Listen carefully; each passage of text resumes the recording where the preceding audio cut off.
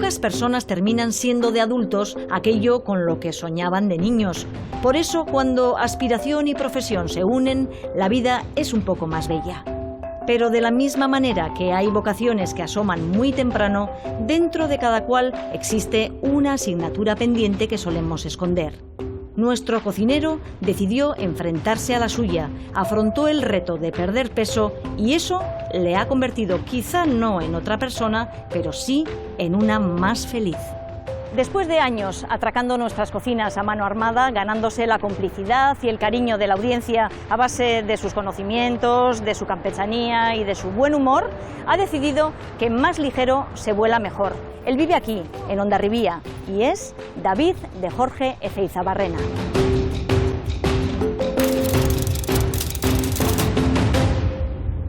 ¿Cuántos kilos te has quitado ya? Pues un montón, 130 ya. Llevo los apellidos más ligeros. No tenía edad para presentarse al Campeonato de España de Cocina. Le falsifiqué el carnet de identidad. ¿Qué años tiene David? Yo tengo 18 años. 18 años, yo. Primero de hostelería aquí en San Sebastián, la escuela de cocina. Y es lo más. No pasa nada, tenemos arconada, decíamos antes. Pues joder, la arconada en mi casa es ella. Esto de la cinta me ha impresionado sobremanera, ¿eh? Estoy muy preocupado con lo que va a ocurrir en este programa. Tienes que ver la cinta. El día que él presenta la dimisión, sí, hay uno que propone que se le nombre hijo predilecto de la ciudad. Fastidios. Pero él renuncia. ¿Ah, sí? Sí. Qué cosas, ¿eh? ¿Cómo han cambiado los tiempos, eh? El día que nos conocimos yo me desmayé. Estábamos en un bar y me caí redonda y de repente vino David, que entonces pesaba pues 230 con un puro enorme. ¡Dejad de respirar! ¡Dejad de respirar! Permiso para poder pintar la fachada de dicha tienda, así como el cambiar el rótulo existente por el nombre de Margarita. ¡Qué bueno! ¡Qué pureza! Mi padre era un tío pecasta. Sufrió mucho cuando murió, pero murió con las botas puestas y con la sensación de que había hecho... Murió sonriente, sí, eso sí, es importante. Oye, qué nervios, ¿no? ¿Qué es esto? Estoy como con el corazón en vilo.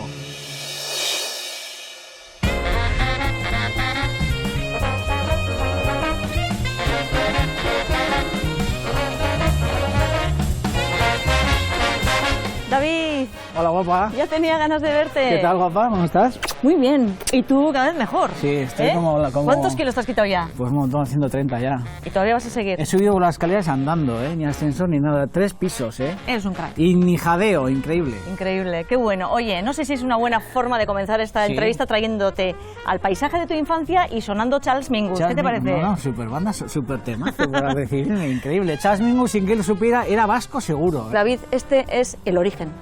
Sí, el origen del universo, yo creo. Hombre, esta es una zona muy chula porque es mi zona y es la geografía y el paisaje de mi infancia. Pues Peñas de Aya, Irún, San Marcial. Luego este cedro que está aquí, que si hablara, este sí que tiene buena entrevista, porque yo este cedro lo recuerdo lógicamente desde muy querido. Y luego todas esas laderas del monte Jaizkibel, con todas estas campas que ahora están llenas de casas. Sí. Pero aquí no había casas. Mis padres cuando vinieron aquí a vivir, que yo nací en esa casa que está ahí, que se llama Villa Curlinca, yo me asomaba al balcón y era como... no sé, como de la Cuadra Salcedo, ¿no? Como un Amazonas. Digo, ¿hacia dónde voy hoy? ¿Hacia la zona de los Tupamarus? ¿Hacia la zona de los indios Cherokee? ¿De dónde voy? Imagínate con 8 o 10 años las piedras que habría aquí y que había aquí, las pozas que había aquí, las cuevas que había aquí en Jaizkibel. Íbamos por ahí detrás y nos íbamos a bañarnos a las calas. Villa Curlinca, ¿es una infancia feliz? Sí, joder, muy feliz. Joder, yo soy un niño muy feliz. He vivido en una casa con unos padres que me han querido mucho, con los que he disfrutado mucho. Y luego tenía unos hermanos que son la bomba.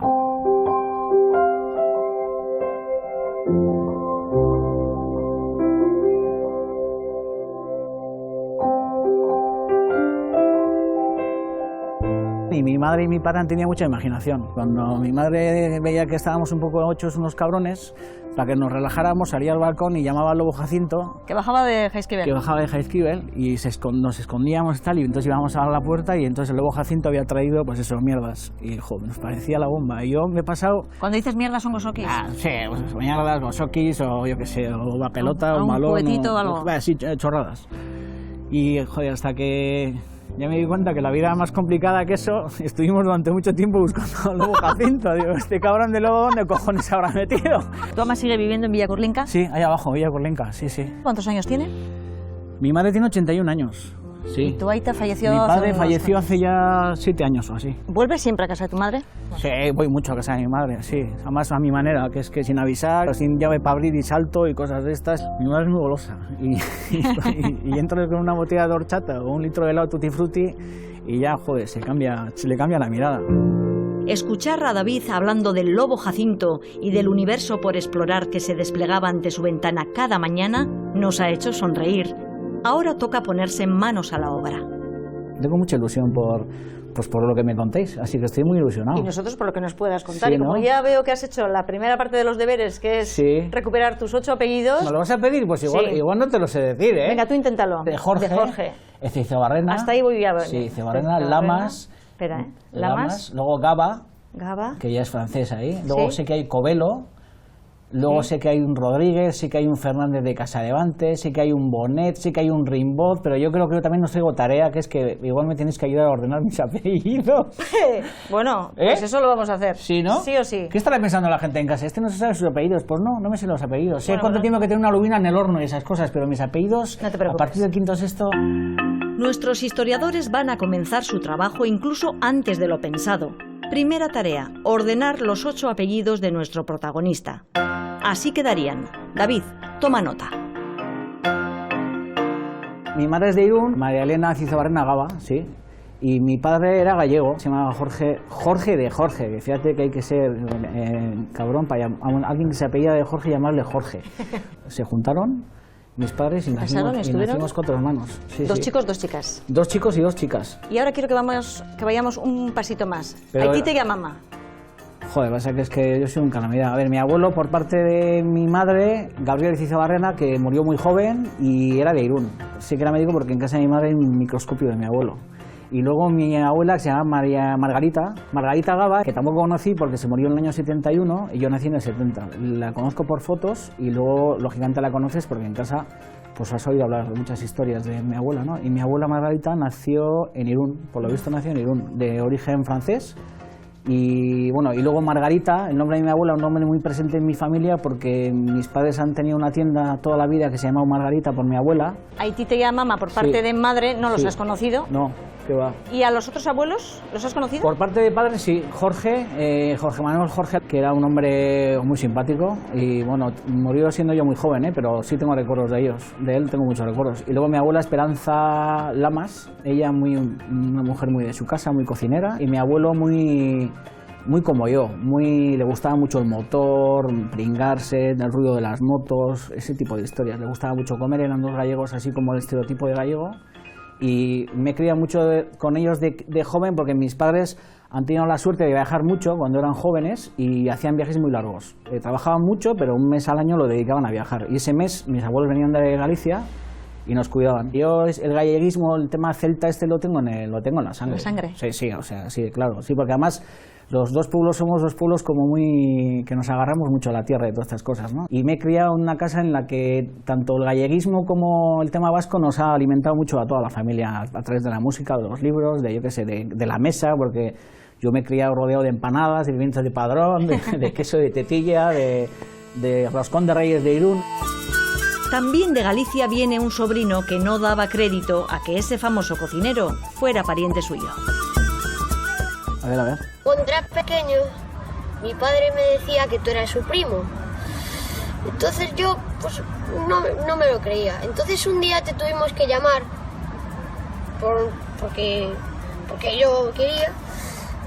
Y cuando te llamamos, yo cogí el teléfono. Qué fenómeno, chaval, ¿no? No sabía decir nada, estaba muy nervioso. Me cago en la puñeta. Hablar con el gran Robin Hood, no. Me pongo muy nervioso. Es un chalao este. ¡Viva Rusia! Este heredó los genes nuestros porque tiene un apetito que se come las patas por las mesas por las patas. ¿Ya has visto que se parece Sí, a ti? sí, cabrón, es normal. ¿Cómo se parecen a mí? Si lleva mi sangre. Este es el hijo de Fernandito, como le hemos llamado toda la vida, que es el hijo de la única hermana de mi padre, de mi tía Tati. Mi padre tenía un hermano y una hermana. El hermano falleció y la única que queda viva, porque mi padre también murió, es mi tía Tati.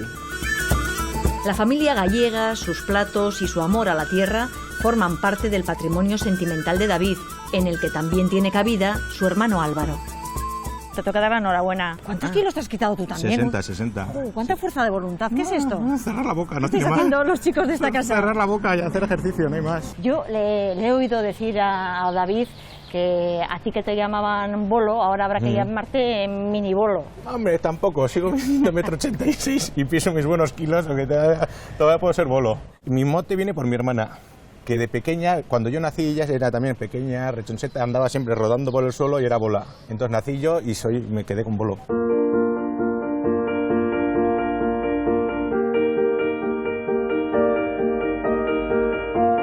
¿Y él tiene algún mote? Él no. Pues él no, yo le insulto y cosas así, pero No tiene mote. No tiene mote. ¿Y eso de Arzaquito dónde viene? Pues de pequeño, cuando teníamos una chica, Maripaz, y cuando ella se ponía en la cocina, él siempre estaba mirando todo, subido en una banqueta, y siempre le llamaban Arzaquito, porque estaba siempre atento en la cocina mirando todo. O sea que Maripaz fue igual la que le metió un poquito en el mundo de la cocina, ¿podríamos decir? Sí, podríamos decir, porque ella cocinaba en casa hace un montón de años y él estaba siempre encima mirando cómo hacía las cosas y demás.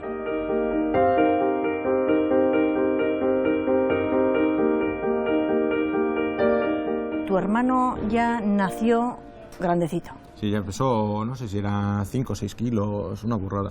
Es un ternerito ya. Sí, díselo a mi madre.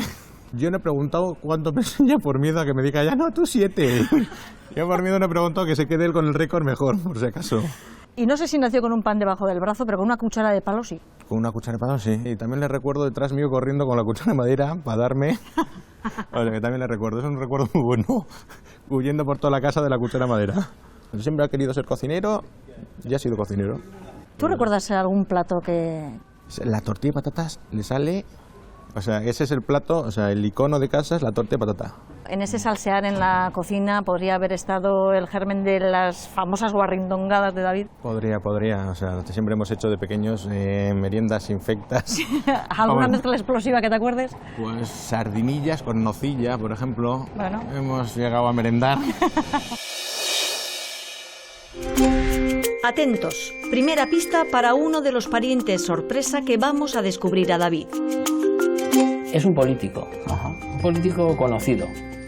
Qué bueno, qué escojono, ¿no? No te dice nada de momento. ¿Cuándo empieza tu amor por la cocina? Yo he llegado a la conclusión de que seguramente mi amor por la cocina viene porque yo en casa he sido siempre muy buen anfitrión y eso me han enseñado a mí en casa, ¿no? Mis padres han currado mogollón y en los tiempos que tenían libre o todas estas cosas les ha gustado mucho recibir en casa a sus amigos y hacer comidas, todas estas cosas, ¿no?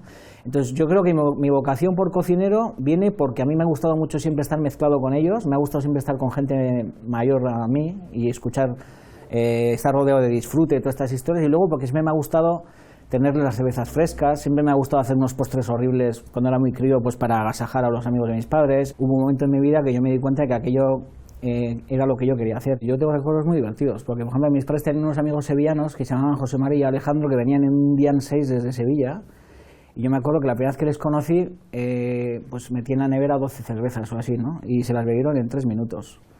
Y bueno, pues al día siguiente llené la nevera y puse 24 botellines y los bebieron en 10 minutos. Y al día siguiente ya me mosqueé bastante, fui con mi padre a Andaya y me acuerdo que compramos una cerveza que entonces no se bebía aquí, que era Kronenburg, llenamos la nevera de Kronenburg y me acuerdo que yo les veía beber cerveza y me parecían dioses griegos, ¿no? Y les preparaba unos baldes llenos de hielos y agua y metía allí las cervezas. ¿Y te acuerdas de los primeros platos que hacías en casa? Sí, horribles. Me acuerdo de unas cosas horribles. Yo a mi madre le he roto todos los utillajes, le he roto los hornos, las batidoras y seguramente la primera mierda que hice sería algún bizcocho horroroso, un postre seguro. Mis padres llegaban de currar y de repente el ñañajo de 7 años les había hecho un postre y pues me imagino que fliparían en colores, ¿no? Y dirían que estaba riquísimo y sería un horror. Luego llegas del cole con un poquito más de años y cuando no hay moros en la costa pones la sartén y haces merienda con sartén, pues yo he hecho meriendas con sartén con 10 años.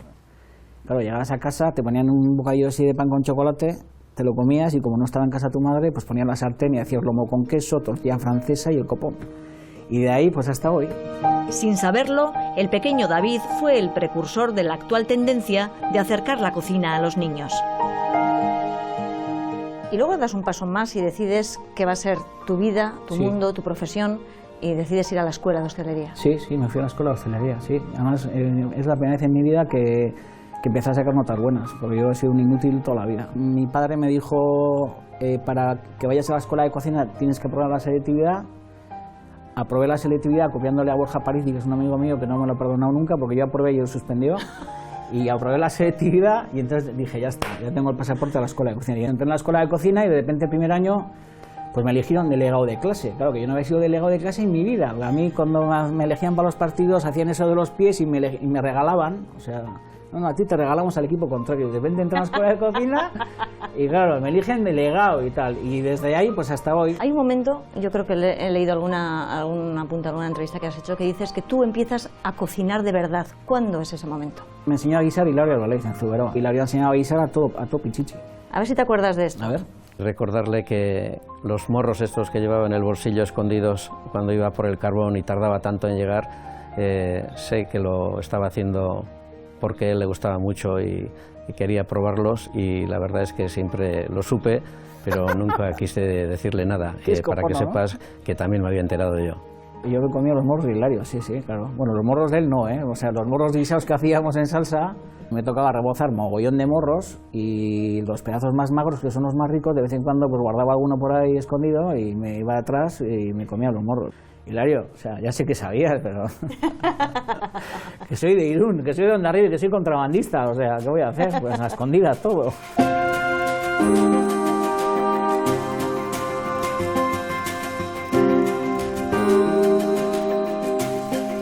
¿Hace cuántos años le tuviste aquí como pinche a David? 22, 23... Hay personas que igual tardan muchos años en darse cuenta de que verdaderamente valen para la cocina o les gusta la cocina, ¿no? Pero a David se le veía desde el primer momento. Ya venía desde la escuela ya con mucha ilusión y con muchas ganas, ¿no? Era muy observador, se daba cuenta de todo. Estoy seguro que cada vez que salía de la cocina tenía un blog guardado en el cual apuntaba todo y tal. Alguna vez me dijo, hiciste un plato, una ensalada de morros, que tú ya ni te acuerdas cómo lo hiciste, pero yo lo tengo apuntado.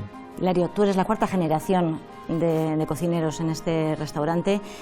¿Tu madre también conoció a David? Sí, bueno, nosotros tuvimos la suerte de que mi madre primero me enseñó a mí a cocinar, ¿no? Y después ya, conforme pasaban los años, pues me hacía más cargo de la cocina, y ella pues se dedicó a hacernos la comida de diario a los que estábamos trabajando, ¿no? Que quizás éramos los que mejor comíamos en ese momento. A David le vio precisamente con esa envergadura y siendo tan joven, y bueno, le daba un poco cierta pena de que este chico, qué pena que quiere ser cocinero y que esté así, ¿no?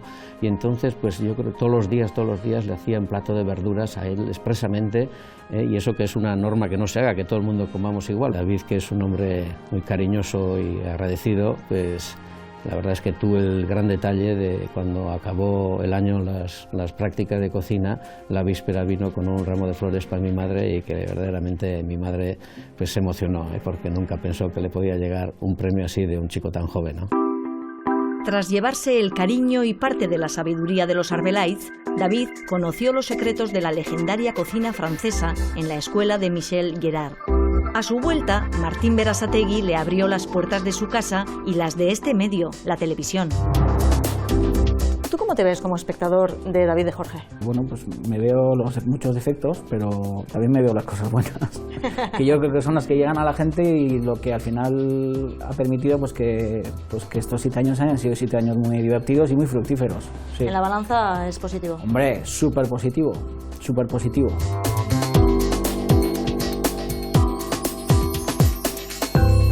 Comida para perros, sí, pero aliñada. Sí.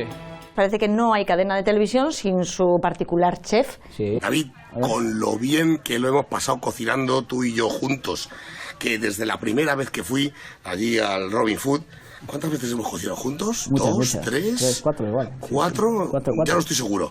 Bueno, que no sean esas las últimas. No sé, chico, que eres un buen tío, que eres un buen amigo, que es de esa gente que uno se enorgullece de conocer, y ¿qué más decirte? Que para lo que tú quieras, siempre. Cuídate mucho, amigo. Qué grande, Chicote. Estás descalificado y tal. Coge tus cuchillos y vete a casa. Qué fenómeno. Chicote es muy grande, Alberto es muy grande. A mí hay una cosa que me da mucha envidia de Alberto Chicote, que son las chaquetillas que lleva, joder. Me da una envidia, yo que he sido súper gay toda la vida, el rollo este así floreado me parece la bomba. Está muy bien que en la tele haya muchos programas de cocina, porque el único fin que tiene un programa de cocina es el bien de la humanidad. Tú has repasado tus grandes momentos en la cocina, y nosotros hemos sacado otro momentito. Desde lo más profundo del desván, rescatamos un documento sonoro de su pasado, una auténtica joya. David, entrevistado en un programa radiofónico. Se ha hecho famoso a través de este programa por sus conocimientos. David de Jorge Fizabarrena. Buenos días, David. Buenos días. ¿Recuerdas cuántas preguntas has acertado en este concurso? Pues unas 5 o 6, ¿no? ¿Qué años tiene David? Yo tengo 18 años. 18 años, Primero de hostelería aquí en San Sebastián, la escuela de cocina. Y, o sea que de mayor quieres ser cocinero. Sí, intentaremos. Increíble. Oye, qué descojono, ¿no? ¿Qué cosas habéis encontrado? Ellos tenían curiosidad por conocer a la persona que acertaba todo. Decían, ¿este anormal dónde ha salido? ¿De dónde La salió verdad, este yo llamaba chaval? ahí y García Santos y su equipo me llamaron y me hicieron una entrevista. Los premios de estos concursos eran maravillosos, porque de repente ibas a la emisora de radio y te daban 45 botellas de licor de melocotón. Entonces era como, hostia, increíble. Fíjate, ahora a uno de 17 años le das el premio, le cargas el maletero, licor de melocotón Te llevan a juzgado de guardia. y sales en el Teleberry a las 9 de la noche, te encarcelan y el copón. Esto de la cinta me ha impresionado sobremanera, La ¿eh? cinta. Estoy muy preocupado con lo que va a ocurrir en este Tienes que ver programa. la cinta, bien rotulada, la Seguro. fecha, todo. Qué suerte tengo de tener amigos frikis y entrañables como Borja Pareci que guardan todavía estas casetes. O sea, Eso es un amigo. Una suerte indescriptible, David, porque que siga siendo amigo tuyo después de que le copiaras en selectividad, tú aprobaras y él suspendiera, tiene tela. Nos reunimos con este ser generoso donde vivía de niño, justo encima de vuestro negocio familiar. En este local de aquí detrás es donde tenían los padres de David una tienda. ¿Qué vendían? Aquí, pues ropa de niños, además de calidad. No dices de calidad, que de la ropa exquisita. Sí, exquisita y cara. Y venía gente de Irún y de fuera de Irún, venía gente de la provincia y muchos franceses. Había veces que la cola salía de la tienda, eran otros tiempos también, y 20 metros para allí. Y nosotros le tomábamos el pelo porque le decíamos, no, patucos 10.000, siempre le decíamos eso, de lo cara que era.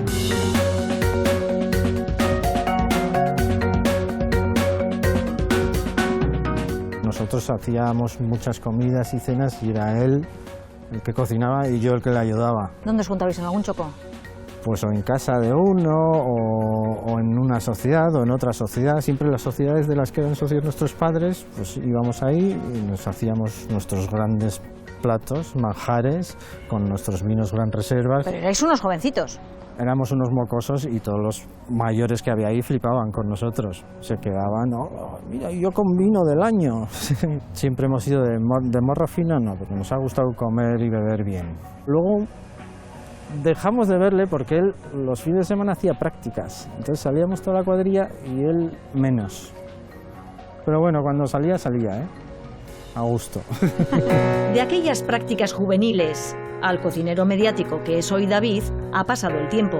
Tiempo compartido en múltiples aventuras con quien ya es casi su hermano, Martín Berasategui.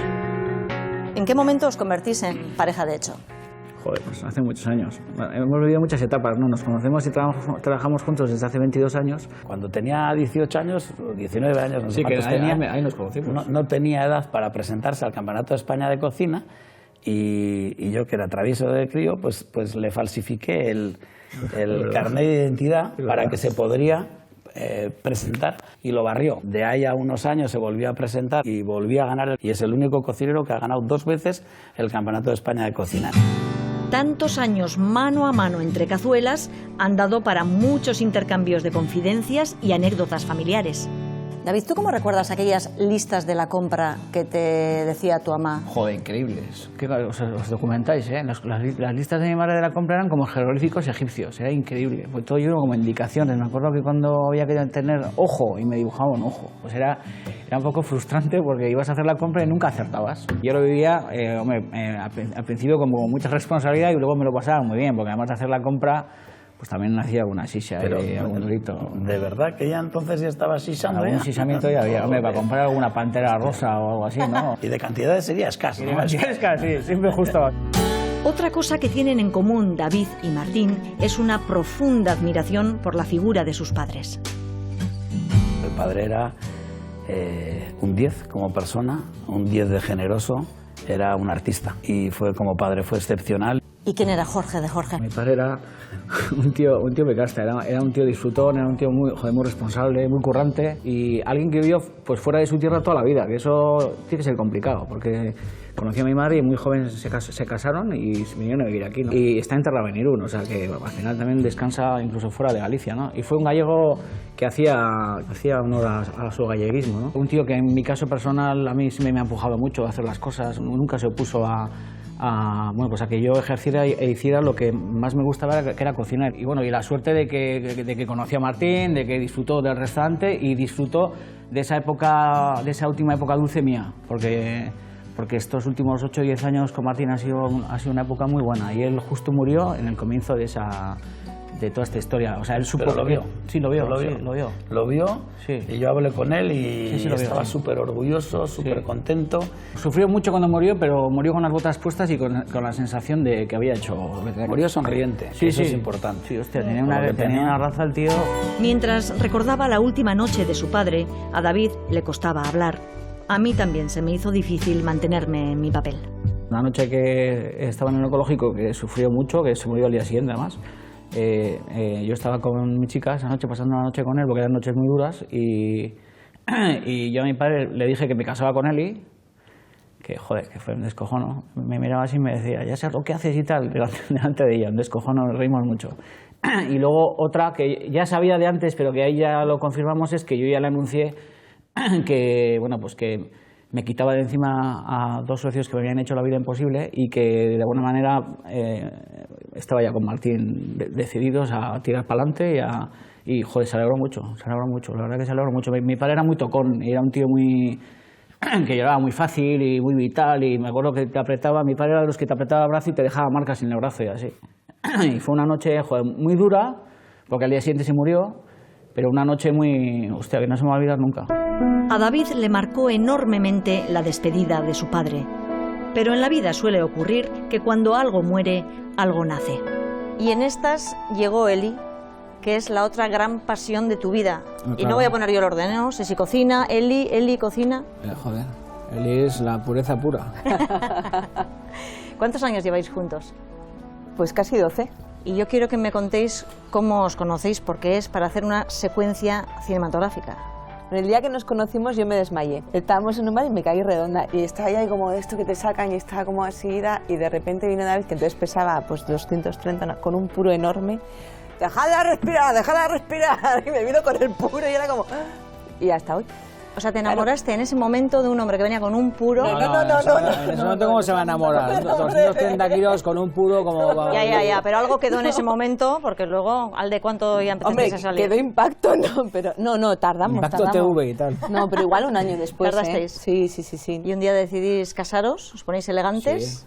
Sí, y a la ceremonia. Sí, porque él se casó en pantalón corto y alpargatas. Nos casamos en el ayuntamiento de Hondarribia. Antes de ir, se fue a la ferretería a comprar un desatascador porque teníamos la ducha atascada. Y el ferretero diciéndole, pues tú no te casas. Sí, ahora voy para allá. Y me regaló el desatascador, el regalo de bodas. Yo sabía que me casaba con él y que era lo importante. No sabía ni a qué hora, ni qué día, ni todo un desastre. Yo sabía que me quería casar con ella. ¿El resto qué? ¿Por qué te querías casar con ella? Joder, porque es una súper grande. Joder, y es lo más. Es una grande. Hay que hacer equipo profesional, hay que hacer equipo en casa y es como la arconada del equipo. No pasa nada, tenemos arconada, decíamos antes. Pues joder, la arconada en mi casa es ella. Eli, ¿y tú qué viste en David? Después del puro. Se tardó un tiempo. Pues una de las primeras cosas que David te hace sentir muy especial, te hace sentir la reina de... Bueno, ya la has oído, ¿no? Como habla de mí. Y es así, te hace sentir... No hay límite en lo que puede hacer por ti, en lo que puede darte, en lo que puede hacerte, aparte de pasártelo bien y demás. Te voy a hacer patatas fritas para cenar hoy. Increíble. Seguramente Eli ha sido la arconada del equipo y la compañera necesaria también en las etapas más difíciles, como el ejemplar proceso de adelgazamiento de nuestro invitado. Yo no lo he vivido como algo malo. No ha sido duro. Hemos vivido como un festival. Al revés, claro. Al revés, o sea, era más duro cuando pesaba 267 kilos y no podía andar. Lo que ves es esperanza, ves una luz, ¿no? Un mensajito. Como paciente fue ejemplar. Cumplió todos los objetivos que le propusimos. Claro que especialista en gastronomía, probablemente alguna caloría igual se nos fue de las manos. ha colaborado en las dietas para los demás pacientes. Se ganó la admiración y simpatía de todo el personal del hospital. David, te mando un abrazo. Joder, Cándido, qué grande, qué tío más majo. Es un casta, Cándido, es un fenómeno. Yo muchas veces me pongo en el pellejo de Cándido, muchas veces lo hemos hablado. Imagínate llegar a la consulta de este hombre, yo cuando llegué pesaba 267 kilos y yo... 267. Sí, claro, yo llegué a la consulta de este hombre y métete en la cabeza, este hombre pensaría, vaya putada, me cago en la leche que le ha parido este cabrón. Y habría pensado, ¿por qué no habrá ido a la consulta de otro, tío? ¿Cómo le ves ahora? Ligero de equipaje. Muy guapo. Estupendo, muy bien. Pues podemos ir a Nueva York, que antes no podíamos hacerlo, ¿no? Por ejemplo. Y luego que llevo los apellidos más ligero. Podría llevar 75 apellidos vascos en la espalda, pero bueno. ¿Qué los llevarás? Me conformo con los que me vais a sacar en el programa y con los que me estáis sacando en el programa. Comenzamos ya a entregar al señor de Jorge el resultado de nuestras investigaciones. En este caso, gracias a la responsable del Archivo Municipal de Irún, Sagrario Arrizabalaga. Ella nos cuenta cómo era el abuelo materno de David, Gabriel Ezeizabarrena, conocido médico irundarra y alcalde. Es nombrado alcalde el 18 de enero de 1928. Ajá. Haría frío. Y aquí tenéis el acta en el que, bueno, que consta que es su nombramiento. ¿Y puedo hacer una foto de estas cosas? Sí. Qué ilusión, ¿no? Aquí el periódico El Vidasón, periódico local, lo que hicieron fue transcribir todo el discurso, ¿no? que él dio en el momento del nombramiento. Es el honor más grande de mi vida, es la primera vez que voy a dirigir la palabra a mi querido pueblo, y al hacerlo os he de decir que lo hago con el corazón embargado de múltiples sentimientos de emoción, recuerdo y satisfacción. Y termina diciendo paz y trabajo, que es una cosa que voy a empezar a decir yo en la tele también. Cuando acabe el programa voy a decir, amigos, viva la albóndiga con tomate y paz y trabajo, como decía mi abuelo Gabriel Ezeizabarrena. Alcalde de Irún. Buen lema, paz y trabajo, mola. ¿Cuánto tiempo estuvo de alcalde, Sagrario? Estuvo de alcalde solamente 2 años. En los años que está como alcalde pide licencia para no trabajar como médico porque no podía compatibilizar, ¿no? Eso es, era incompatible. Y justo antes de presentar su dimisión, en el mes de enero del año 30, él había conseguido ascender. Le hacen jefe clínico de las salas de medicina. Entonces, en cuanto obtiene ese nombramiento, aparte de que hay unos temas políticos importantes, pues bueno, él presenta su renuncia y ya se le acepta. Y bueno, por tanto deja de ser alcalde. Fueron 2 años de mandato y en esos 2 años hizo cosas memorables para la ciudad. Sí, pues la verdad que sí. Sobre todo, bueno, son destacables los proyectos de obra pública y de mejora de los servicios municipales. La construcción del matadero municipal, de una alhóndiga municipal. Luego también había problemas con el agua potable y entonces lo que se hace es una nueva conducción de agua para ampliar el caudal. El aeropuerto famoso, en su mandato, eso es, se establece, porque digamos que la iniciativa parte de Irún. Y él lo que hace es promover ante el Estado la declaración de la zona para establecimiento de un aeropuerto, y aunque se demora la construcción del aeropuerto unas décadas por el tema de la guerra, pues fue durante su época. Las bases se ponen durante esos 2 años de mandato, que fueron muy fructíferos, ¿no? Por lo que dices. Eso, y a nivel cultural, por ejemplo, la Euskal Gira, que todavía celebramos la primera edición en su primer año de mandato, en el año 28. El abuelo ya no era con ganas de jota y de comer chistorrita y todas estas cosas. Era gente seria, pero lo de fomentar la cultura vasca. ¿Y de qué partido era? Era militante de la Comunión Tradicionalista, que parece ser que era una organización, una agrupación con un ideario de tipo carlista. Comunión Tradicionalista era el partido tras el que se agrupaba el movimiento carlista, guiado por el lema de Dios, Patria, Fueros y Rey. Tuvo representación en el Parlamento entre finales del siglo XIX y principios del XX. Fue una de las fuerzas que apoyó el golpe de Estado en julio del 36 y alternó periodos de oposición y colaboración con el régimen franquista.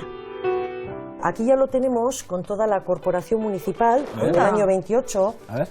Qué bonito. Vaya aspecto tiene mi abuelo, ¿no? Una cosa. Aquí con el bastón de mando. Oye, saca foto. Pinta de artista. Saca foto. Mira, tiene el fajín también con el escudo de la ciudad, me imagino, ¿no? Sí. Lleva aquí el escudo de la ciudad y luego lo que le acredita como concejal. Oye, aquí hay otro bueno de Ezeizabarrena, sería hermano, ¿no? Eso es. El resto de los concejales, el día que él presenta la dimisión, hay uno que propone que se le nombre hijo predilecto de la ciudad. Fastidies. O sea que se lo había currado, ¿no? Pero él renuncia. ¿Ah, sí? Sí. Qué cosas, ¿eh? ¿Cómo cambian los tiempos, eh? Mira, aquí tienes. Dijo que agradecería mucho la atención, pero que en las actuales circunstancias tendrá que renunciar y renunciaba a tan grande honor. Joder, qué cosas. Después de los gozos llegaron las sombras para el abuelo de David. Tras la entrada en Irún de los nacionales, los anarquistas dieron fuego a todos los edificios que les pudieran resultar útiles a las tropas franquistas en su estrategia militar. Entre ellos, la casa de Gabriel en Paseo de Colón 48. Hay muchas fotos del incendio de Irún, pero a veces no encontramos de todas las casas. ¿Y esto dónde es? Este es justo el solar número 48. ¿Esto es el Paseo Colón? Hubiera sido la casa... Aquí. ¿Ah, sí? Los que se quedaron sin casa pedían al ayuntamiento ocupar casas de personas que estaban en el exilio porque eran todavía sospechosos para el nuevo régimen. Entonces, por ejemplo, aquí vemos que el ayuntamiento le concede a Gabriel Cizabarrena el piso primero de la casa denominada Pello Pillinea, en el barrio de Lizacho. Esto mi madre todavía está hablando de Pello Pilli. Qué nombre más curioso, ¿no? Pello Pilli, sí, ella pasó ahí su infancia. Tengo algo más curioso todavía. ¿Todavía hay más? ¿Todavía hay más? Oye, qué nervios, ¿no? ¿Qué es esto? Estoy como con el corazón en vilo. Aquí vemos que no solamente perdieron la casa físicamente, sino también todo lo que contenía. Entonces, el ayuntamiento les concede una subvención en metálico o una ayuda en metálico, pero aquí también se ve que anteriormente el ayuntamiento ya les había dado... David. A ver, una manta, ¿no? Sí, de lana. Una manta de lana, una de algodón, una de cuna. Una de esas mantas iría para mi madre. Para tu madre, seguramente. 2 cazadoras de niños, 6 sábanas, 6 fundas de almohada y 4 pares de sandalias. Gabriel Cizabarrena y Margarita Gaba de Cizabarrena, mira, mi abuela que está también. Oye, se parece mucho la letra de mi abuela a la de mi madre, qué curioso. Qué curioso, qué cosas, ¿eh? Ya andarían jodidos ahí, ¿eh? Sí, para que todo un señor médico que había sido alcalde le estén dando manta, cunas, sandalias, ¿no? Perdieron todo, al final se quedó afectada pues una gran parte de la población. Llega la dura posguerra, fallece Gabriel y su mujer, Margarita, se queda a cargo de 5 hijos. Mujer de coraje, decide pedir al ayuntamiento un local donde montar un negocio que le permita sacar adelante a su familia. Y para que veas el documento por el cual Margarita Gaba... que mi abuela solicita... ese local. Y es donde pone la tienda. Exacto. Oye, ¿qué haces foto? Bueno. Echa para atrás la página. Que toca hacer foto de esto. Venga, esto documento es como gráfico. Impresionante. Pero tenemos más. A ver. No fastidies, que me va a dar un infarto. ¿Qué más hay, por Dios? Ocupa el pabellón 9 y ella escribe. Léelo. Margarita Gaba, inquilina del pabellón número 9, solicita le sea concedida permiso para poder pintar la fachada de dicha tienda, así como el cambiar el rótulo existente por el nombre de Margarita. ¡Qué bueno! ¡Qué pureza! Impresionante. ¡Qué bueno! Oye, qué cosa más emocionante, ¿no? Dios guarde a usted muchos años, Margarita Gaba, y aquí no pone que tengo 5 hijos y lo estoy pasando canutas.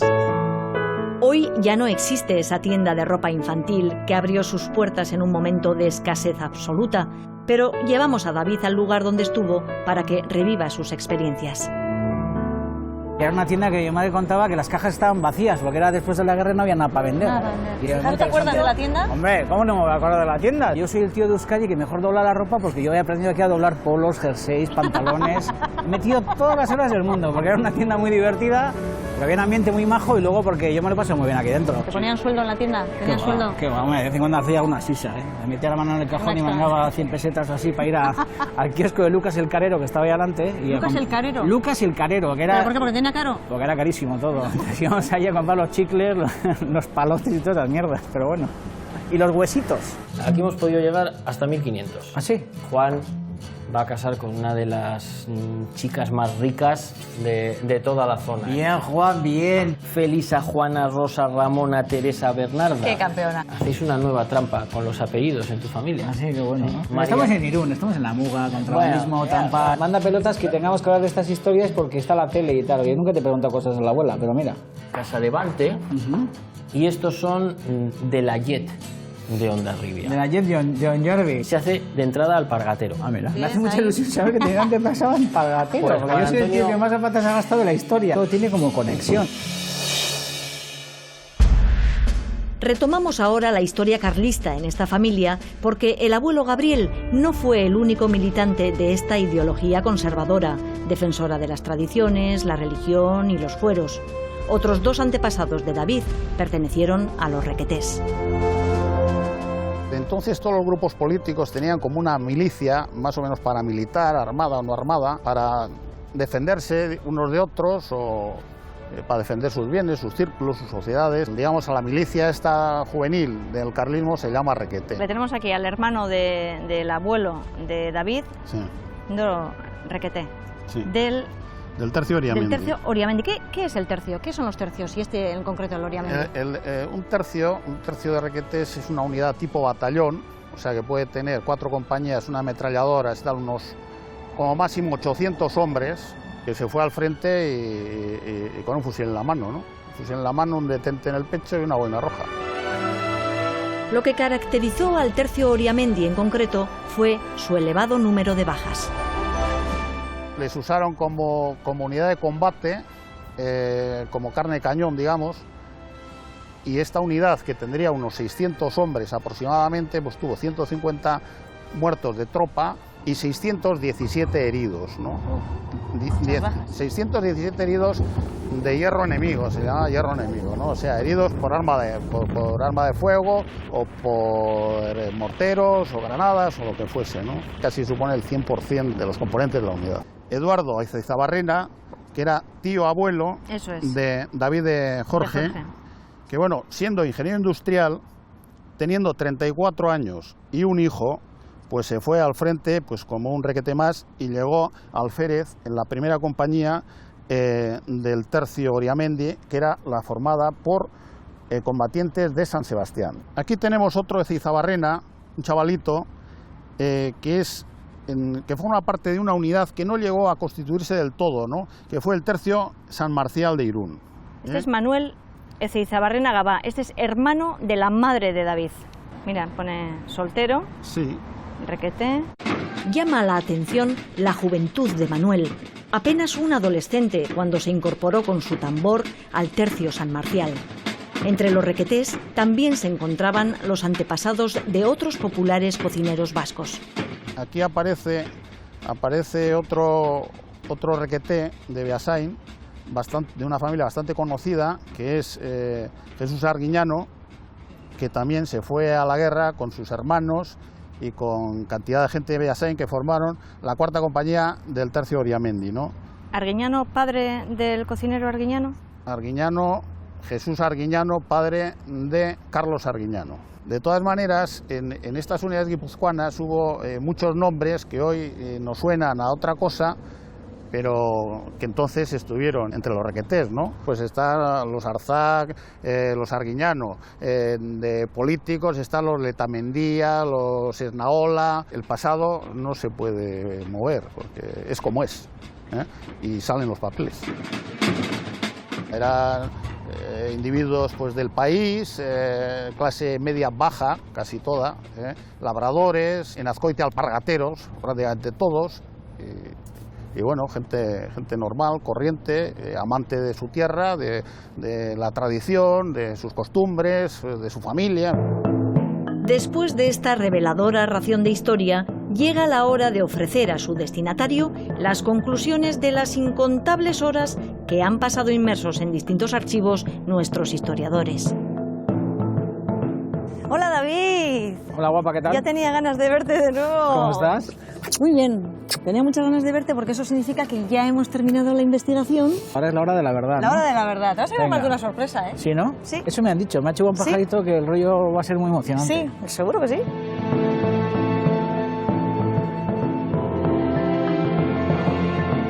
David, la razón por la que estamos aquí en Tolosa te va a explicar Juanma, que sí. Bueno, Juan Manuel González Bellín, intentaremos. nuestro jefe de investigadores, que es el que te va a dibujar un árbol genealógico. La verdad que tengo mucha ilusión. ¿Preparado para las sorpresas? A ver qué me cuentas. Eso te iba a decir. Me he tomado esta mañana, preparado. me he tomado esta mañana un tranquilmacín. Bueno, para si sale algún antepaso así un poco oscuro. Alguna cosa Algo curiosa hay, ¿no? tienes, alguna cosa curiosa Bueno. tienes, ya veremos, ya. Empezamos por ti, David, y tú eres hijo de Jorge y María Elena Eizabarrena.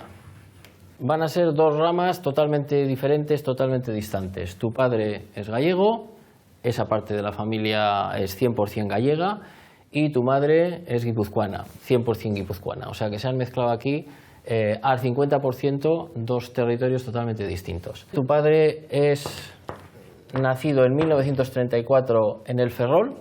En realidad tu padre era Jorge. Jorge.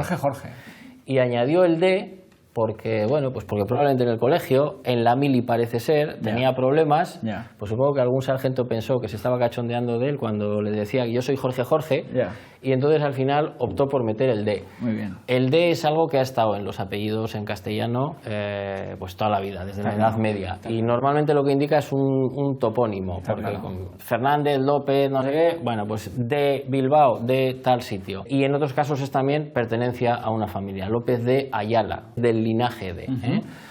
Y esto ha hecho que, bueno, pues que la gente piense que el D da cierta prosapia, cierta nobleza, y muchas veces la gente se encaja un D pues así como, para farmar. Sin venir a cuento. Bueno, en mi caso me ha venido ya de... En tu caso sí. Me ha venido hecho ya. Pero el caso de tu padre, digamos que esto es legal lo que ha hecho tu padre, porque la legislación recoge que si puede haber confusión, si tienes, pues no sé, te llamas Pedro y te apellidas Lucas, pues metes el D para que quede claro que ese Lucas es el apellido. Entonces eso lo acepta la ley. Tu padre es hijo de Manuel y Esperanza. Manuel, que nace en un pueblo de Pontevedra, Esperanza en Ferrol. Manuel, con unos 11 años, emigra a Brasil. En realidad no sé si emigra o le emigra, porque con 11 años, mucha capacidad gallego está siempre obligado a buscarse la vida fuera. Efectivamente. Es una emigración, la de españoles a Brasil, muy poco conocida, pero son el tercer grupo, después de portugueses, lógicamente, e italianos, que llega allí. Se calcula que unos 750.000, algo más de 750.000 españoles llegaron allí, y entre ellos predominaron los gallegos, claro. De hecho, en Sudamérica, en cantidad de países, gallego se utiliza como sinónimo de español. Claro. Manuel es uno de esos galegos que va a Brasil, va a casa de unos parientes que tenéis allí en Salvador de Bahía, y ahí está unos 10 años, más o menos. Luego vuelve otra vez a la península y conoce a Esperanza. ¿La conoce aquí en España? Sí, la conoce aquí. Entonces conoce a Esperanza, que tiene 16 años, se hacen novios, y en cuanto Esperanza cumple los 18, se casa. Quien conoce de primera mano esta historia es Tatiana, hija de Manuel y Esperanza y hermana del padre de David. Hola, ¿qué tal? Tatiana de Jorge. Tatiana te llaman, Tatiana, me mío de la risa. Tati. ¿Qué tal, flaco? Muy bien, guapa, ¿qué tal? ¿Qué tal, flaco? Dice, muy bien, estupendamente, muy bien. Manda pelotas que tengamos que hablar de estas historias porque está la tele y tal. Yo nunca te he preguntado cosas de la abuela, pero mira. Queremos que nos hables de ella. ¿De mi madre? De tu madre, de Esperanza. Bueno, nació en San Saturnino, en Ferrol. Se quedó huérfana de madre siendo muy joven, no, muy niña, tenía 3 años. Su padre se volvió a casar con la hermana de su madre, pero nunca más supo de él. Y a partir de ahí, pues, se fue a vivir con sus padrinos a Ferrol. Él, su padrino, la quería mucho, pero se marchó a Estados Unidos y dejó a la pequeña Esperanza al cuidado de su madrina. Se crió con una madrina muy severa, no careció de nada, pero muy severa, no era cariñosa para nada con ella. Cuando los regalos de su padrino llegaban aquí, pues ella feliz y contenta. Y cuando su padrino se marchaba, esos juguetes se iban para la familia de su madrina. Así que casi por eso sería por lo que se casó tan pronto con el que fue el amor de su vida. Yo imagino que se enamoraron y de ahí vio el cielo abierto. Mi madre siempre fue, y David puede decirlo, que siempre fue muy cariñosa, ¿verdad? Sí, hombre, claro. ¿Es verdad o no? Y muy cocinera. David, ¿tú conocías esta historia? Pues no tan bien explicada como la ha explicado mi tía, pero bueno, sí, un poquito por encima sabía las cosas, pero bueno, ahora las tengo más claras, mucho más claras. En las palabras de Tatiana se puede leer todo el cariño que sentía por su madre, pero si hay alguien a quien adoraba es a su hermano, el padre de David. No lo puedo definir, no encuentro palabras para definir a mi hermano Jorge. No puedo. Era algo que no... Era muy llorón como ella. Significó mucho en mi vida, mucho. Y lo he hecho muchísimo de menos, mucho. Tati, ¿tú recuerdas cómo se conocieron tu hermano y la que fuera su mujer y luego padres de David? Se conocieron en un crucero. Mi hermano, en los veranos, hacía normalmente un crucero en los veranos. Y mira lo que es la vida, que mi hermano se iba a casar. Y entonces, como se iba a casar, le dijo a mi padre, no, este año no hago crucero porque la boda lleva un gasto. Y mi padre dijo, no, tú tienes que hacer un crucero, que tienes que descansar, porque trabajaba con mi padre y todo. Y mira tú por dónde, A la vuelta pensaba formalizar ya para casarse y conoció a Marilén y ya se casó con ella. Tatiana va a desvelar un secreto a su sobrino, su conexión con una fundación y las curiosas consecuencias que eso conlleva. Fue la primera fundación que se creó en España. Y la creó este señor que es un antepasado nuestro, el señor Manuel Ventura Figueroa. Gallego de origen muy humilde, Manuel Ventura Figueroa llegó a ser arzobispo, gobernador del Consejo y la Cámara de Castilla y fundador del banco predecesor del actual Banco de España. Además, fue un gran benefactor que creó una importante fundación. Hizo esa fundación para que a todos los descendientes tengan derecho a unas ayudas. En aquel momento eran para estudios, para el servicio militar también y a las mujeres cuando se casaban. Ah, mira. Y esa fundación sigue en vigor. ¿Ah, sí? Y entonces mi padre estaba inscrito, mis hermanos y yo estamos inscritos y ahora acabo de encontrar, precisamente hace un momento, que tú, Elena y Tati estáis inscritos. ¿No ves la firma del abuelo aquí? Sí, está ahí. Sí. Pues este libro estaba en casa de los abuelos. Puedes pedir una subvención, ya vas haciendo la inscripción. Voy a empezar a tomar notas. Muchas gracias, Adiós, Tatiana. papá. Un abrazo, un beso. Gracias, Hasta papá. luego. Qué bueno, es igual que mi padre. Es gallego. Claro, al final todos los de la Fundación Figueroa, todos los figueiristas, como se llaman ellos, son de origen gallego. Su madre era pariente de Figueroa, como tú, por tanto sois parientes, él es pariente tuyo. David no imagina aún de quién estamos hablando. Ahora nos venimos a tu familia materna, que es guipuzcoana, y son dos ramas fundamentales las que van a converger en tu madre. Una es la de los Ezeizabarrena y otra es la de los Casadevante. Aquí hemos podido llegar hasta 1500. ¿Ah, sí? Y la verdad es que poca gente puede fardar de que su árbol llegue hasta tan atrás. Y son dos apellidos muy urbanos, los Ezeizabarrena de Irún, los Casadevante de Hondarribia, pero en realidad los Ezeizabarrena salís de Tolosa. ¿Ah, sí? Y por eso es por lo que estamos aquí en Tolosa. en Tolosa. Efectivamente, como las tejas de Tolosa. Antes de desgranar las historias ocultas tras cada uno de estos dos apellidos, vamos a conocer sus raíces. Por un lado tenemos a Domingo de Ezeizabarrena. Esto es siglo XVI. Domingo de Ezeizabarrena debió de nacer hacia 1520. Y este señor era propietario de los dos solares de Ezeizabarrena y Ezeizagoyena. Esta familia, que es una de las familias importantes de Tolosa, pero es una familia del mundo rural. Es decir, lo que tiene son caseríos, lo que tiene son tierras. Porque claro, Tolosa es la villa, pero Tolosa es también todo su ámbito. Entonces, aquí estáis en un caserío en las afueras de Tolosa. Y por el otro lado vamos a arrancar de Joanes Casadevante, que son una familia de Hondarribia. Joanes debió de nacer hacia 1500 y estos son de la Llet de Hondarribia. De la Llet de Hondarribia. ¿Tú conoces el Hotel Pampinot? Sí, claro. Bueno, pues el Hotel Pampinot era la casa de los Casadevante. Esta familia son una de las grandes familias de Hondarribia. Cuando llegan las grandes visitas, pues por ejemplo en 1638, cuando llegan el ejército a liberar a Hondarribia del cerco de los franceses, los generales del ejército se alojan en la casa de los Casadevante. Cuando Felipe V llega a Hondarribia, quien les recibe y le guía es un Casadevante, o sea que habéis sido la familia quizás más importante o de las más importantes. Geográficamente Hondarribia siempre ha estado situado en un lugar muy estratégico. Muy estratégico, la frontera. Muy defendido.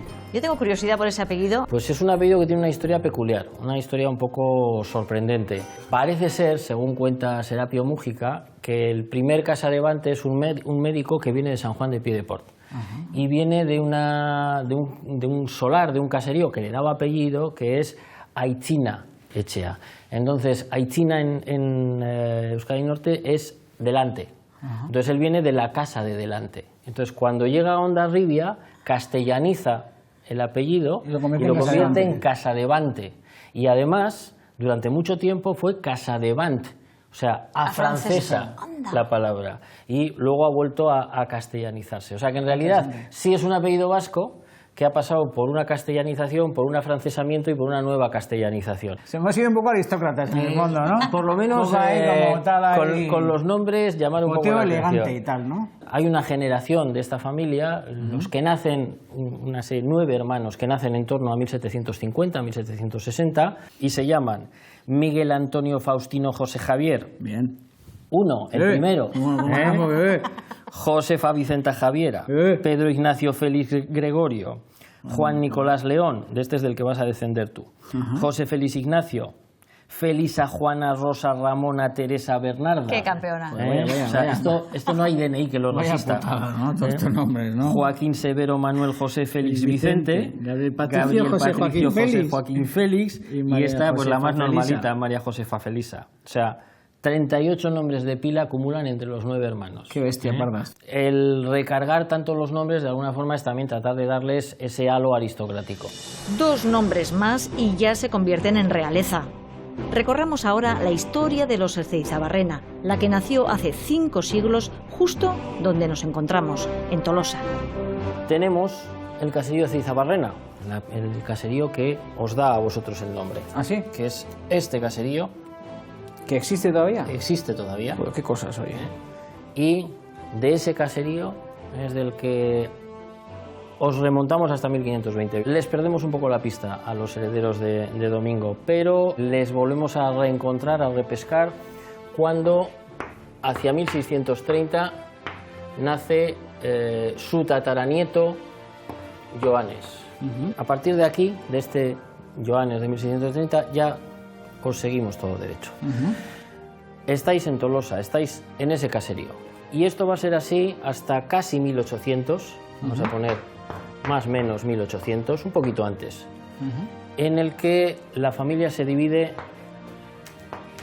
en 2 líneas. Por un lado tenemos a un José Antonio, que se queda en Ezeizabarrena, de Tolosa, y a un, vamos a poner, Miguel Ignacio José, que emigra. Este es el que te separa de Tolosa. Emigra a Gastelu, a 8 kilómetros, 9 kilómetros, y ha casado con una chica del caserío Telleri. Seguís estando en el mundo rural, seguís estando en un caserío. Y en 1810, su hijo Juan Antonio... Aquí vengo yo, porque a mí este retatarabuelo tuyo me tiene reconquistada. Juan Antonio. Juan Antonio, sí. Este emigra a Irún. ¿Ah, sí? Y ya es el que asienta a la familia en Irún, y esta parte de la familia va a estar en Irún pues hasta tu madre, hasta ahora. Y cuéntanos a qué se dedicaba este hombre. Pues este es el que marca el cambio importante. Dice que rompe los moldes. El campo no es para breaking molds. Exactamente. Y entonces Juan Antonio cambia el mundo rural, cambia el caserío por la industria, los negocios, el comercio. Y se hace de entrada Alpargatero. Es un icono mío, la Alpargata. Bueno, o sea, aquí todo tiene como conexión. Me hace mucha ilusión saber que tenía antepasado Alpargatero. Pues porque yo soy el tío que más zapatas ha gastado en la historia. Yo. Pues mira dónde te viene. Pues porque Alpargata y otra cosa. Qué bueno. ¿Y este que era mío? ¿Este que era mío? Retatarabuelo. Pues eso es. O sea, retatarabuelo. El padre de tu tatarabuelo. La alpargata no ha sido solo el calzado fetiche de David. También, por necesidad, el de muchas personas en aquella época. Vamos, un buen negocio. Obreros, agricultores, la gente en la villa y en el mundo rural, todo el mundo calzaba alpargatas. Las alpargatas se exportaban además, o sea que anduvo con buen ojo tu antepasado. Tenemos además un inventario de lo que tenía en la alpargatería, porque en un momento determinado este hombre se quedó viudo, casó en segundas nupcias, pero antes de casar hizo un inventario de lo que tenía para que sus hijos quedara claro lo que él tenía de su primer matrimonio a la hora de que ellos pues tuvieran su legítima y tal, ¿no? Aquí tenemos el inventario de la alpargatería. Por un lado el mobiliario, pues un armario, un banco, 2 escaños, etcétera. Y al final el material, todo el tipo de telas que utiliza, de espartos, etcétera. Entonces, la verdad es que hay mucha variedad y bastante cantidad.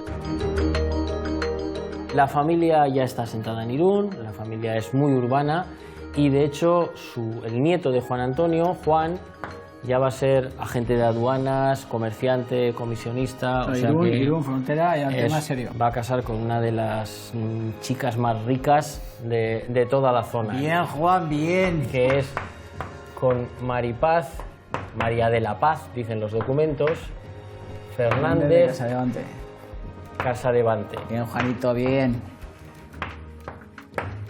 Con ella enlazamos con aquellos Joanes Casadevante, con aquel Joanes Casadevante nacido hacia 1500. Entonces, una parte de esa fortuna ha llegado a Maripaz y, por tanto, a través del matrimonio ha llegado a Juan Ezeizabarrena. Muy bien. Yo ya de esto, lo que te ha llegado a ti, no tengo ni idea. Pues bueno, algo habrá llegado, pero bueno. No se ve mucho. Ha llegado ¿no? alegría, y apetito. Por cierto, que aquí hacéis una nueva trampa con los apellidos en tu familia. Así que bueno, ¿no? Porque no es María... Estamos en Irún, estamos en la Muga, contrabandismo, trampa, está el tema pues lo tenéis muy arraigado. Sí, ¿no?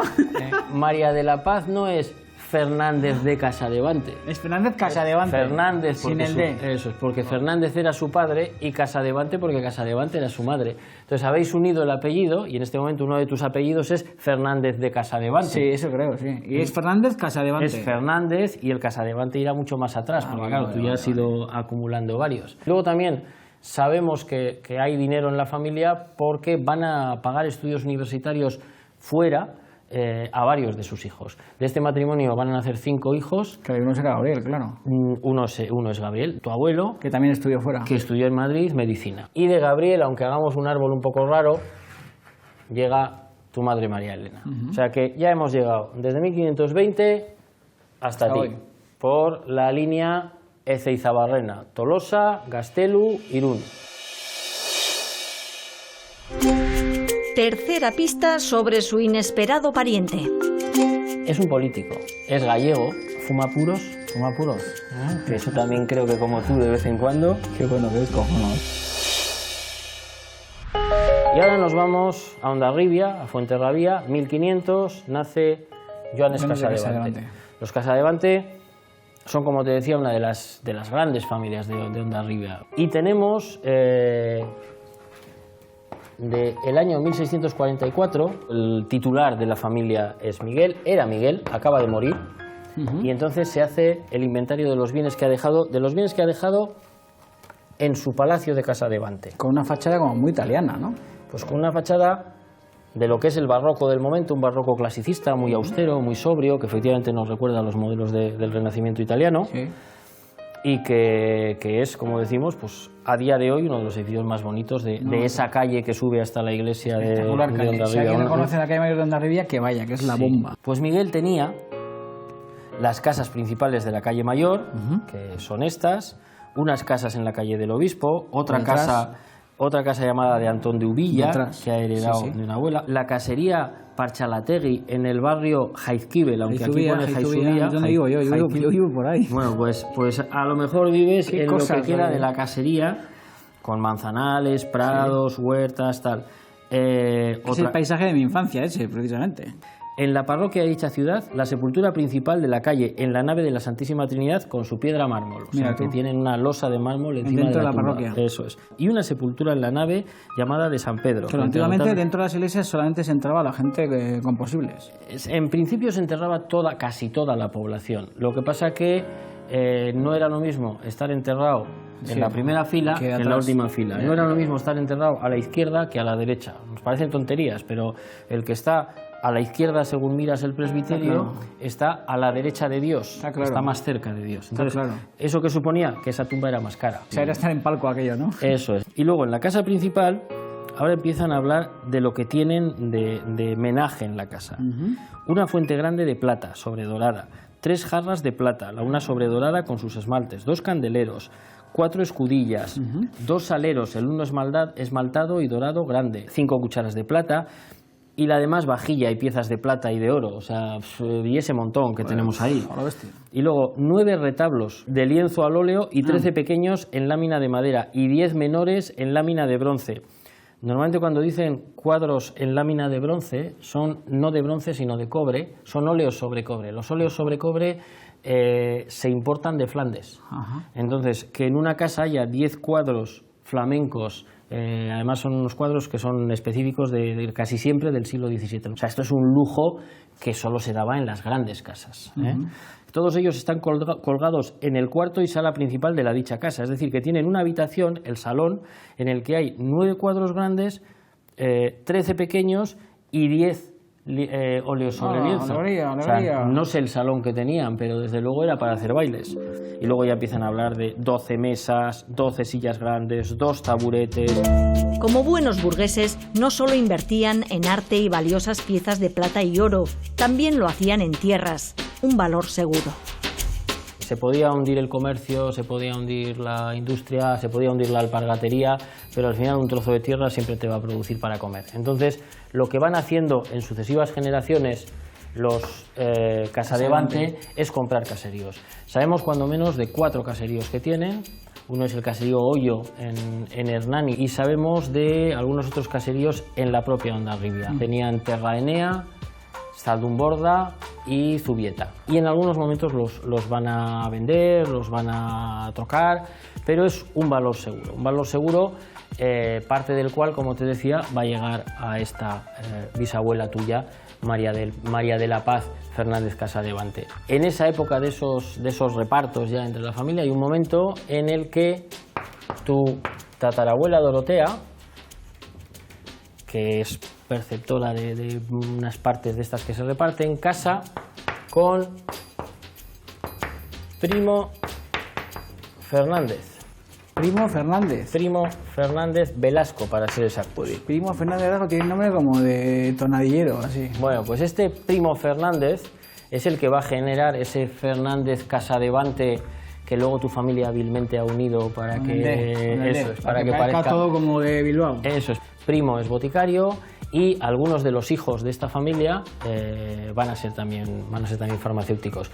De hecho, existe una farmacia Fernández Casadevante en Pamplona, que supongo que será alguna rama de la familia, y en San Sebastián hay una farmacia que es Cabiro Fernández Casadevante. De este matrimonio van a nacer Maripaz, que ya la habíamos visto, casada con Juan, Gabriel, de Gabriel, María Elena, Jorge, y aquí en Mendalenda. Y David.